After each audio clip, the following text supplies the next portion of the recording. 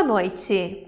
Nesta semana, o prefeito Luciano Azevedo e secretários atualizaram os passofundenses sobre as ações locais de enfrentamento ao coronavírus.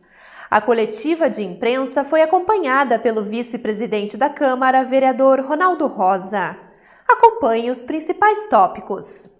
Medidas adotadas no município para a manutenção do isolamento.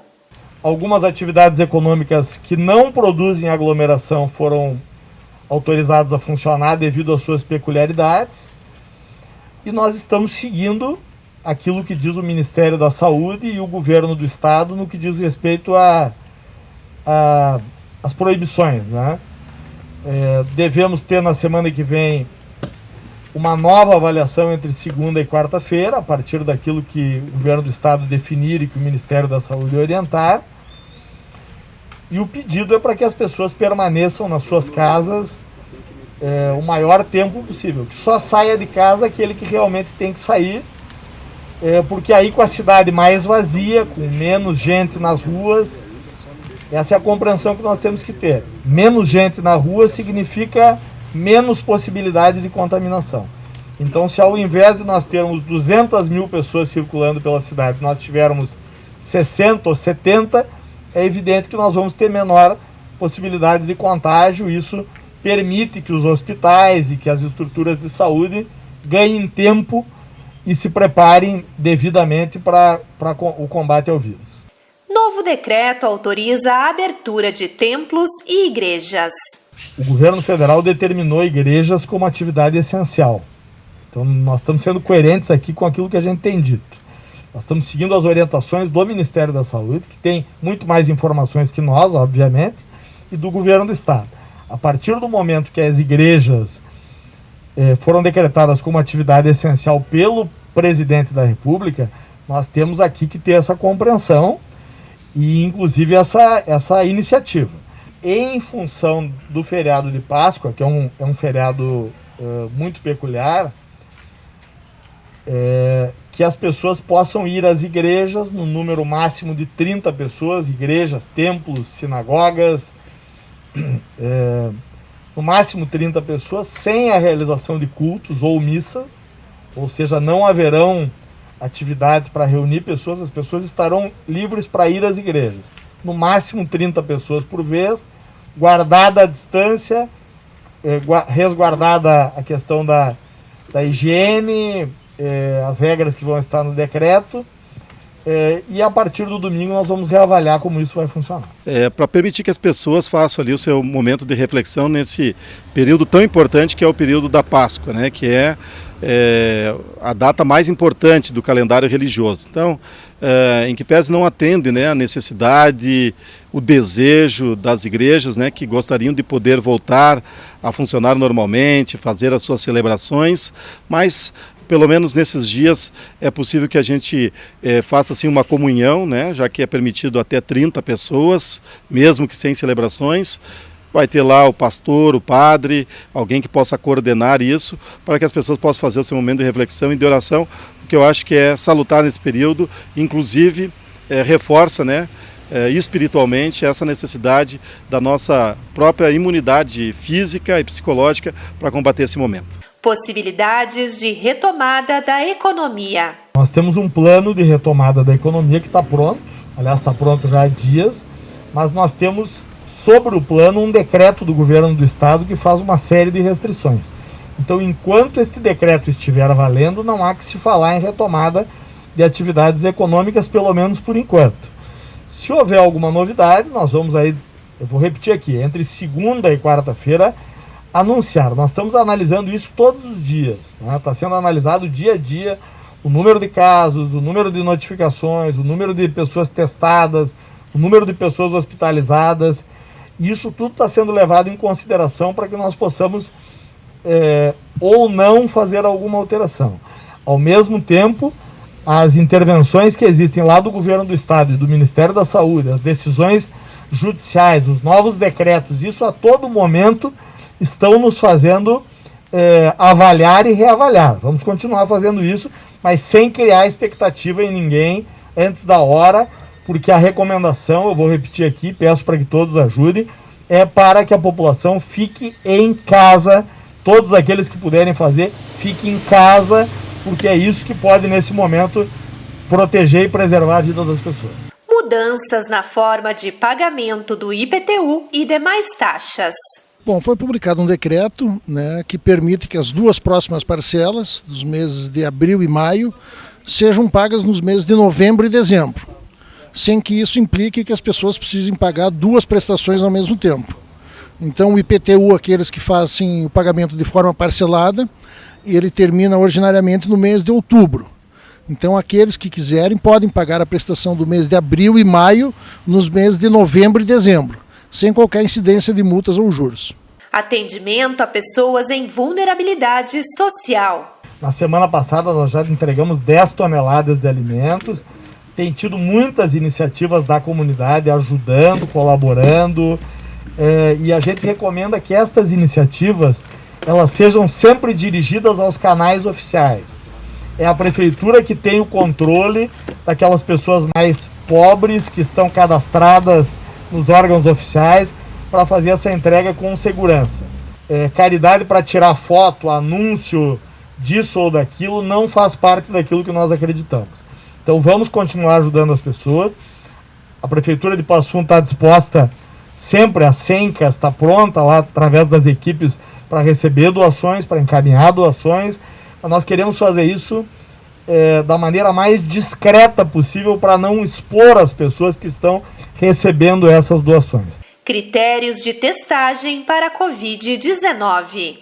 Então os testes, eles pelo Ministério da Saúde definidos, profissionais da saúde, segurança pública, pessoas com síndrome respiratória grave que buscam atendimento nos hospitais. Então esses são feitos os testes, que é aquele o PCR, né, que vai para o LACEN, eles fazem os testes e mandam os resultados para os municípios.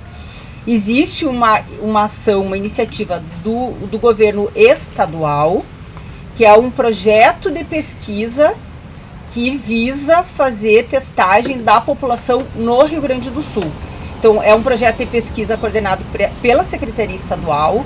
Eles têm equipes formadas para desenvolver essa atividade. Esses testes não vêm para o município e existe uma metodologia definida como projeto de pesquisa para identificar como que está na população, né?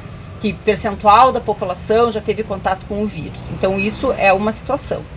Outra situação é que o Ministério vem anunciando que vai mandar testes para os municípios, né? Nós não temos ainda uma definição a respeito disso. Sabemos que o COI estadual está discutindo essa questão, mas certamente terão critérios bem definidos em quem, né? Quais são as pessoas que se pode fazer o teste, né? Então, eu acho que precisa deixar claro que não é ter o teste, não quer dizer que todas as pessoas vão ser testadas. Não existe teste suficiente para isso. Precisamos seguir critérios. Espaço para hospital de campanha. Nós já discutimos isso no COI, há uma definição, né, havendo necessidade de ampliação de leitos para internação de pessoas com sintomas moderados, que elas precisam ficar em cuidado mais próximo, num hospital, né, mas não tem a gravidade da necessidade da UTI ou do respirador. Nós temos estruturas na cidade, um dos locais que nós já identificamos é a estrutura da Universidade Federal da Fronteira Sul, tanto o ambulatório quanto a própria universidade, a própria Universidade de Passo Fundo, o Campus 2. Então são estruturas que nós já identificamos. Havendo necessidade, essas estruturas vão ser utilizadas para eventual ampliação de leitos. O governo federal já iniciou o pagamento emergencial de R$ 600 para os trabalhadores informais, desempregados e microempreendedores. Além do auxílio, o presidente Jair Bolsonaro fez o anúncio de outras medidas para reduzir os impactos econômicos na vida dos brasileiros. Acompanhe um trecho do pronunciamento. Concedemos também a isenção do pagamento da conta de energia elétrica aos beneficiários da tarifa social por 3 meses, atendendo a mais de 9 milhões de famílias que tenham suas contas de até R$ 150.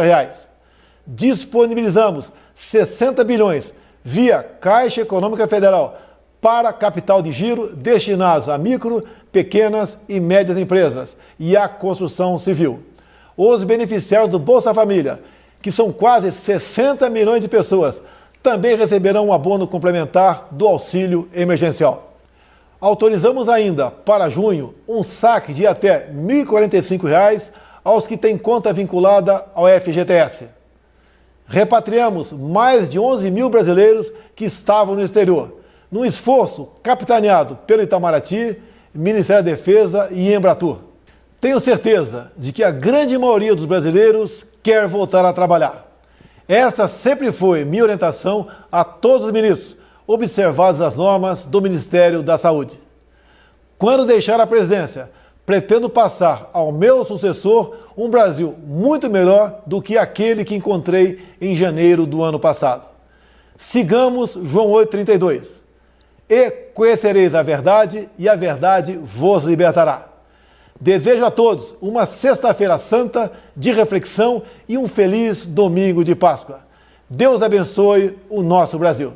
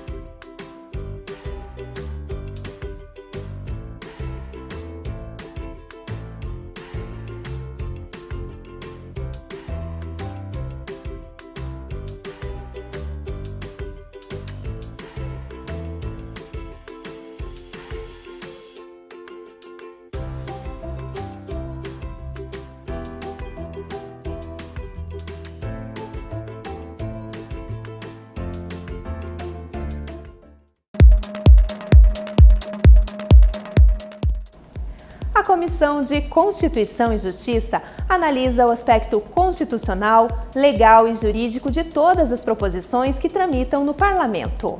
Em casos especiais, o grupo pode sugerir medidas de responsabilidade fiscal ao prefeito e instaurar processo sobre perda de mandato na Câmara. Também cabe aos integrantes da comissão elaborar a redação final dos projetos de lei. São titulares os vereadores Evandro Meirelles, Gleison Consalter, Patrick Cavalcante, Paulo Necli e Márcio Patucci. A CCJ se reúne todas as segundas-feiras, às 2 da tarde, aqui no plenarinho da Câmara Municipal. E você de casa está convidado a participar.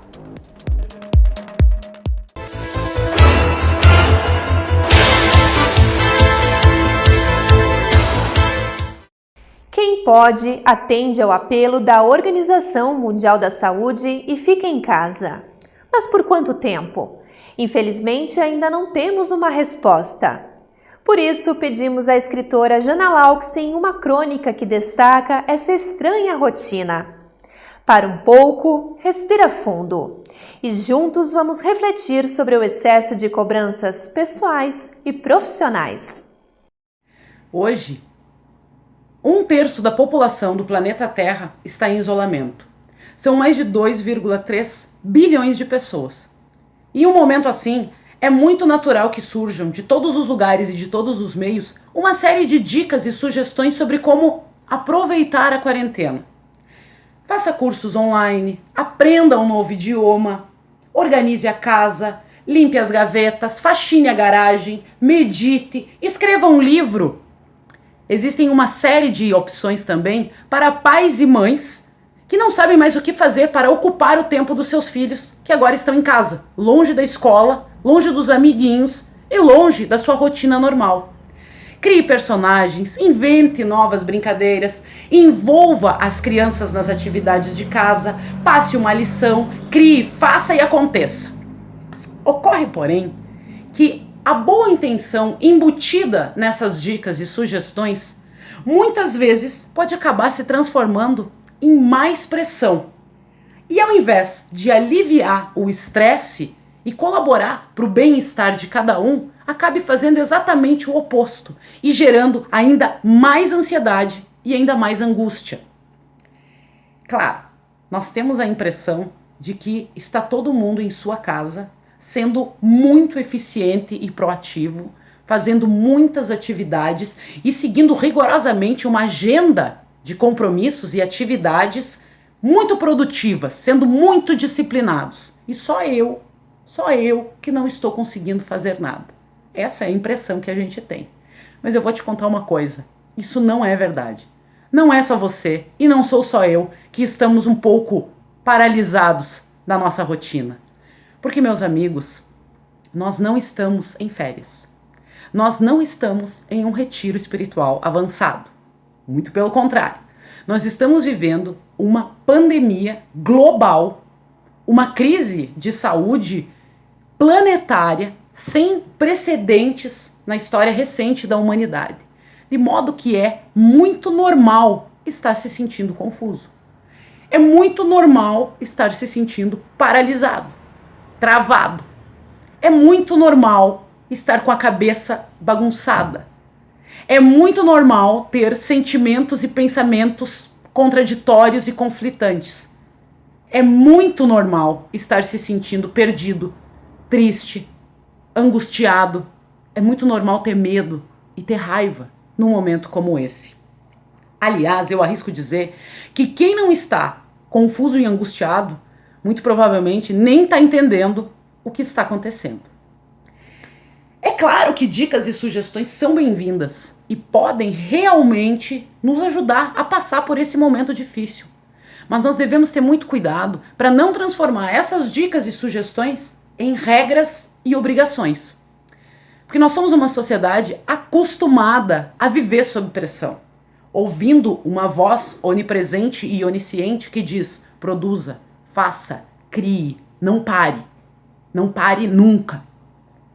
E aí quando a gente não produz, quando a gente não faz, quando a gente para, é muito normal também que a gente se sinta culpado. Mas, gente, se numa situação normal já é difícil cumprir com todas essas obrigações impostas pelo meio social, imagina agora, imagina nesse momento. Então, calma, vamos pegar leve, inclusive com a gente mesmo. Vamos aceitar a confusão e desacelerar a nossa cabeça. Vamos lidar com esse momento, ao invés de querer lutar contra ele. Porque se a gente conseguir manter uma rotina minimamente funcional, se a gente conseguir pelo menos tentar administrar essa miscelânea de sentimentos e pensamentos que nos assaltam a toda hora, a gente já pode se dar por satisfeito. A única coisa que a gente não pode deixar de fazer de jeito nenhum num momento como esse é lavar as mãos e, se possível, ficar em casa. Fazendo isso, nós não só estaremos fazendo mais do que o suficiente, como nós também estaremos salvando vidas e salvando o mundo. Então, lava as mãos e fique em casa. Isso basta. A Páscoa representa os sentimentos de renovação e fé. No próximo domingo, os católicos vão celebrar a ressurreição de Jesus Cristo. A pandemia mudou as comemorações e reuniões não são permitidas. Então, decidimos encerrar o telejornal com uma mensagem de esperança.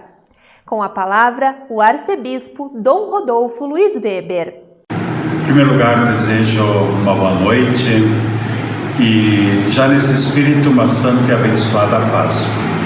Um dia em Jerusalém, numa madrugada, ressoou uma notícia totalmente inédita. O Senhor está vivo, ressuscitou, não está mais no túmulo. Desde aquele dia, a Igreja propaga esta notícia. O último inimigo foi vencido, que é a morte. Portanto, respondeu aos seres humanos uma pergunta fundamental: o que é a vida? O que é a eternidade? Por isso nós vivemos um tempo onde nós anunciamos que a vida vai além da morte. Quanto tempo vamos viver? Quanto tempo é preciso viver? O que a Páscoa nos ensina, que temos que viver bem todo santo dia. Cada dia que começa é preciso viver bem. E o que é viver bem? O que é viver a Páscoa? É lembrar-nos que nós vivemos para os outros, por causa de alguém, por uma causa maior. Por isso não vai interessar tantos dias que vivemos no calendário, sejam muitos anos ou poucos anos, mas cada dia vivido com intensidade aponta para a eternidade. Por isso, nesses dias que a gente vive, onde tanta angústia, tanto medo, tanta incerteza que nos cerca, não percamos a alegria de viver. E quando vivemos para alguém, por causa de alguém, inspirados no ensinamento de Cristo, nas atitudes dele, nós experimentamos como é bom viver e como é bom viver para os outros, e assim experimentamos a vida nova que renasce cada dia. Uma santa e abençoada Páscoa. E o Jornal da Câmara termina aqui. Mas antes, quero desejar uma feliz Páscoa para você e a sua família. A situação é difícil, mas tudo vai passar. E depois disso, teremos grandes motivos para celebrar a vida. Uma boa noite e até a nossa próxima edição.